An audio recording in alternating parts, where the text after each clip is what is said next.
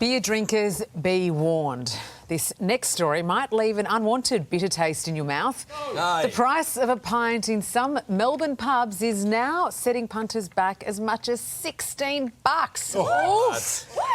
Get off the grass. Today, reporter Isabella Stashkovsky has joined us to get to the bottom of this. Isa, this is just typically un-Australian. What is going on?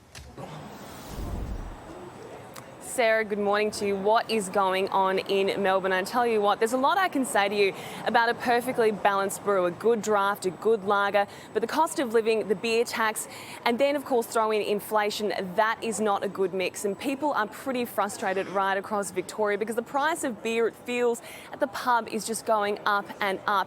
In Melbourne, people are being slugged between $15 to $16 for a standard lager in a pint glass. The Cricketers Bar in Spring Street, unfortunately, that is one of the most expensive. It's been found $15.50 for a glass there. And if you go down to the Mornington Peninsula, I can tell you that there are some pubs that are edging closer and closer to $20. That is just getting out of hand.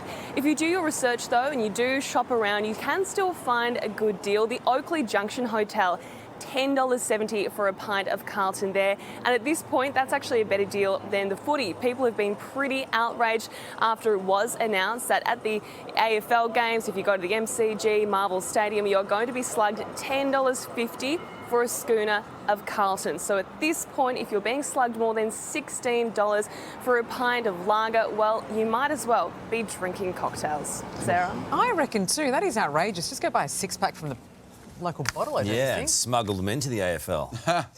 In your kids' poppers. Just don't drink them all at once.